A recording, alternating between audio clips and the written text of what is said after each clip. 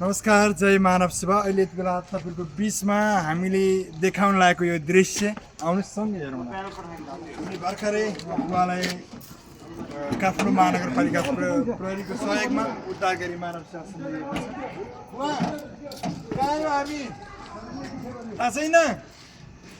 घर आयो, घर घर हो। अब यहीँ बस्ने कि जाने फेरि यहीँ बस्ने। बुवालाई यस्तो अवस्था भएको छ, हामी प्रहरीको समन्वयमा लिएर आएको छु। बुवाको पार चल्दैन, खुट्टा चल्दैन। बुवाको आज हामीले सेवन अवसर जुटाएका छौँ र अरू कुराहरू पनि खुलेको छैन, धेरै कुराहरू यो के भएको बुवा यस्तो यो। अनि यो हिँड्न नसक्ने भाँचेको फुलेर हिँड्न नसके हो। कहाँबाट ल्याए? आइसक्यो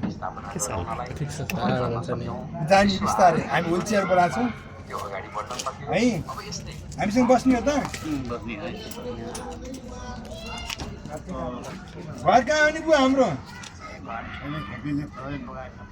सबै बगायो खोलाले। कुन जिल्ला थियो घर? एकछिन व्हिल चेयर आउँदैछ। कुन जिल्ला थियो घर? हजुर सरलाई। अनि परिवार आफन्त कोही पनि हुनुहुन्न? जेठो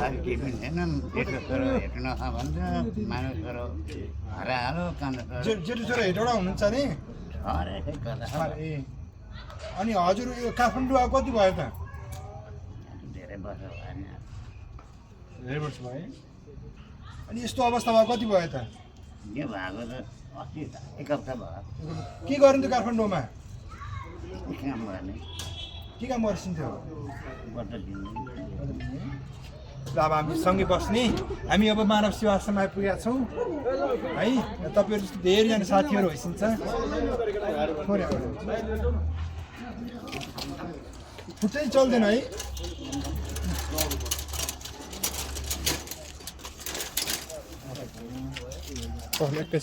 आउनु बिस्तारै,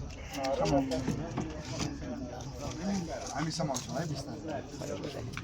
अहिले हामीले बिस्तारै काठमाडौँ महानगरपालिकाको समन्वयमा अहिले तल मानव सेवा समिति काठमाडौँ जिल्लालाई घोषणाको लागि अगाडि बढाइरहेका छौँ। बिस्तारै बिस्तारै। तपाईँ हाम्रो क्षेत्रमा कोही यो किसिमका आमा बुवाहरू हुनुहुन्छ भने कृपया समयमा नै जानकारी गरी उनीहरूको जीवन रक्षाको लागि सबैजनाले योगदान पुर्याइदिनु होला। समयमा जानकारी हुन पुग्यो भने उहाँहरूको शरीरलाई भार र स्वास्थ्यका समस्याबाट जोग्न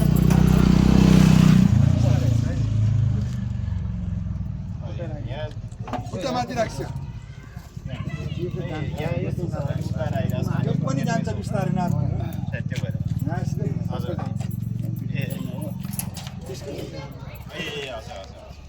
ल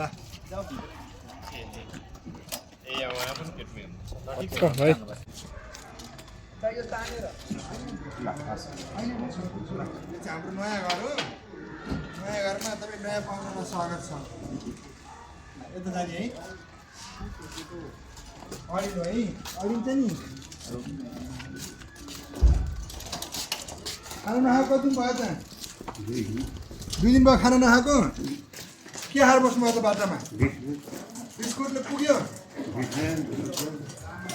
कसले दियो? नजिक र अहिले हामीले काठमाडौँ महानगरपालिकाको सहकार्यमा उहाँहरू जस्तै सडक बनाउनुभएका सहयोगापेक्षी आमबुवा दाजुभाइ दिदीको उद्धार अभियानलाई तीव्र रूपमा अगाडि बढाइरहेका छौँ। तपाईँ हाम्रो क्षेत्रमा कोही यस्ता किसिमका व्यक्तिहरू हुनुहुन्छ भने हामीले समयमा नै जानकारी गरिदिनु होला, अथवा महानगरीय प्रहरी टिमलाई, स्थानीय सरकार वडालाई, नेपाल प्रहरीलाई, जसलाई समन्वय गर्दा पनि हुन्छ। तर उहाँहरूको जीवन रक्षाको लागि योगदान पुर्याउनु होला। समयमा जानकारी गर्दै गर्दा उहाँहरू जस्ता अन्य सहयोगापेक्षी आमबुवाहरूको जीवन रक्षाको लागि समयमा नै उपचार हुन पाउँछ। समयमा बास मिल्छ, घाँस मिल्छ। अब बुवा हामीसँगै रहने है कि जाने हो? यहीँ बस्ने हो। बुवाले परिवार हुनुहुन्छ पनि बताउनु भएको छ। यदि तपाईँले भिडियो हेर्दै हुनुहुन्छ भने तपाईँको मोबाइलमा आइपुगेको छ भने उहाँको छोरासम्म पुग्नलाई नै सहयोग गर्नु होला। बुवाले छोराको नाम के भन्नुभयो बुवा?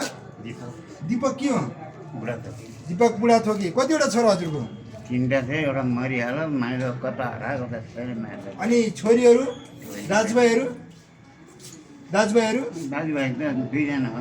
2 जना छन् है। तपाईँको मोबाइलमा यो भिडियो आइपुगेको छ। अब तपाईँले घरमै बसी मानवीय सेवा कार्यमा योगदान पुर्याउने अवसर पनि हो र उहाँको परिवार पनि भेटिने सम्भावना निकै हुन्छ तपाईँको सहयोगले गर्दा। त्यतातर्फ पनि सहयोग गरिदिनु होला र बाँकी के हुन्छ बाँकी तपाईँलाई फेरि हामी जोड्नेछौँ।